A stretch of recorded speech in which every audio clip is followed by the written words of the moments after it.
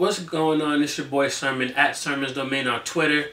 TDE teased that this week we would get a new project from one of the artists on the label. And judging off of the photo that we had, a lot of us thought it might be Ab-Soul because he was in the mixing stages, and that could easily have changed within the last week.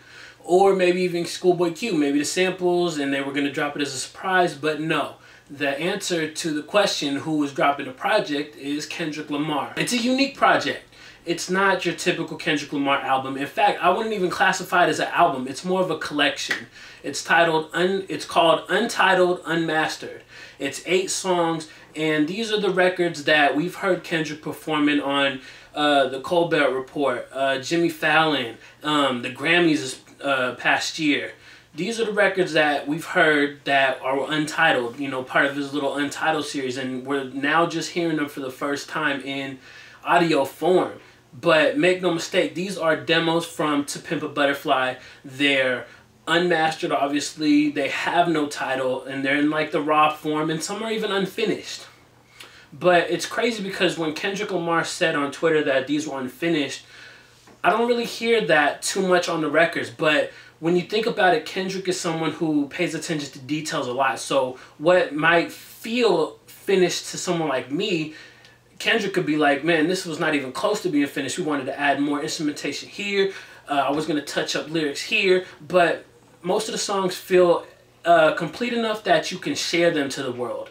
And I think it's cool to see this process, because the thing about it is you can listen to these songs and they're good songs, but you can also tell why most of them didn't make the album. Like, there's only 2 records on the project that I felt fit into To Pimp a Butterfly. One of those was Untitled 02, and I think it fit around these walls, like either before or after that, just because of the little sample in the beat that kind of connects it. And I think he had the idea of doing that, but ultimately decided against it.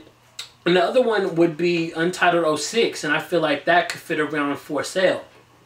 Again, and the only reason why I'm judging off of that, I'm not judging off of the lyrics, I'm judging off of purely the beat, because they sound as if they, you know, fit like a puzzle. That's just me. I really like Untitled 02 though. It shows Kendrick Lamar's his lyrical side. It's a side that he doesn't show too much.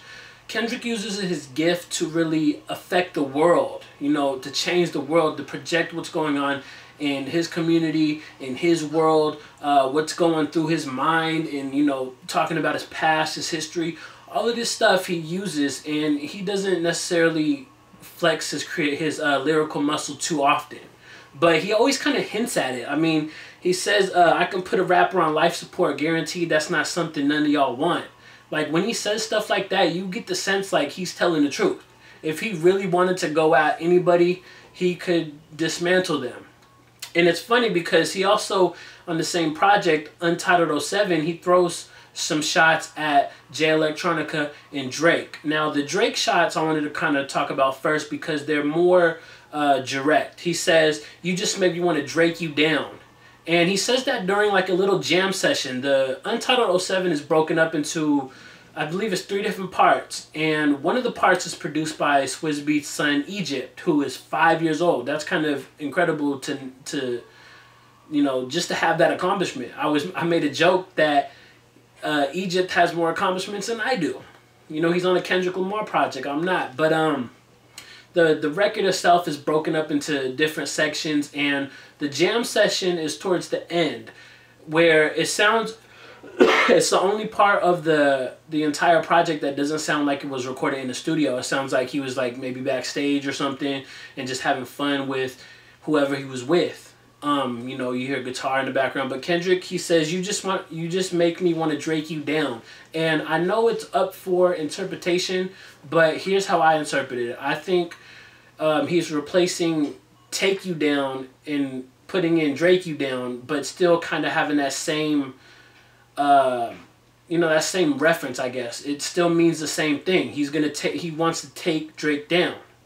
You know, I don't know. But again, it's up for interpretation. That's just my like early opinion on it. It could change. I could think about it more and come up with another idea, or maybe you have one yourself. Let me know in the comment section below. And another thing he says on Untitled 07 was, I can never end a career if it never start. And the only reason why that applies to Jay Electronica is because he's never put out an album.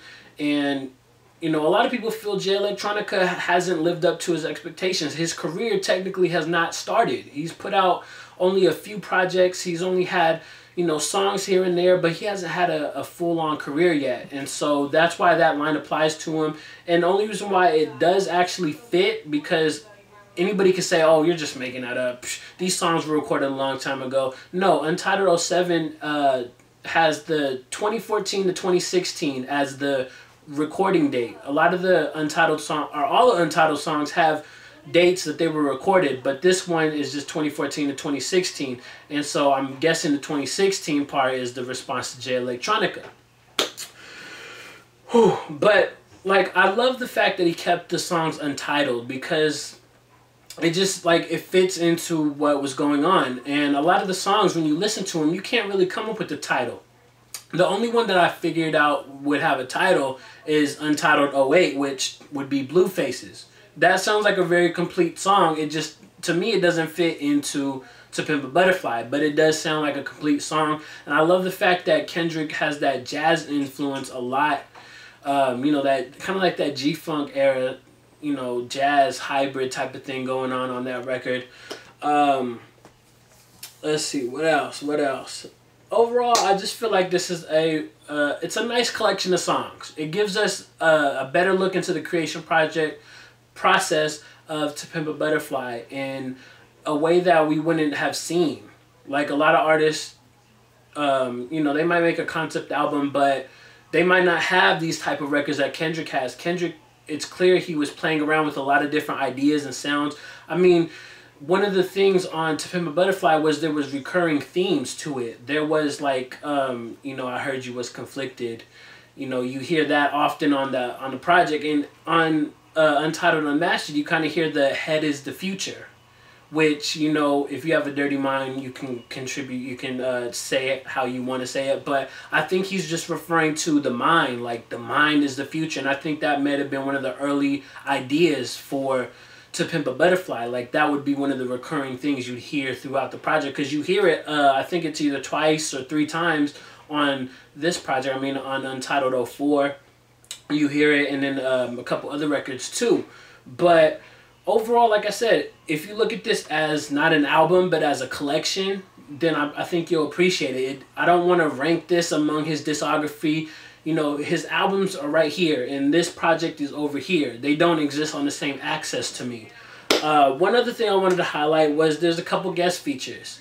You got Punch and J-Rock on Untitled 05, and I like it because it reminds me of The Heart Part 3. I believe that was the last one he did, and I liked it just because I wasn't expecting like Punch and J-Rock to come out, but they don't have like full-on verses. They have little pieces here and there, and that kind of reminded me of The Heart Part 3 when you had J-Rock and Ab-Soul kind of come in and do some little bars here and there. And the other feature is Cee-Lo Green, and he's on Untitled 06, and that was a record that I felt would have fit into To Pimp a Butterfly. I really liked Cee-Lo. I like Cee-Lo's voice. He has a really good voice. He just made some, you know, bad decisions in the last couple years, but he's still a very talented artist. But ultimately, this is a nice project. It's something that a Kendrick Lamar fan will enjoy. You'll find some records that you like, and you'll find some records that you don't like. I mean, the only record on here that I really didn't care for was Untitled 04, and it could be just because that sounds the most unfinished out of everything. But like I said, overall, it's a nice project, and I would love to know your thoughts on the project in the comment section below. And then like the video, subscribe to the channel if you're not already, share the video. Follow me on Twitter at Sermons Domain, and as always, thank you for your time. I appreciate you for watching, and until next time, peace.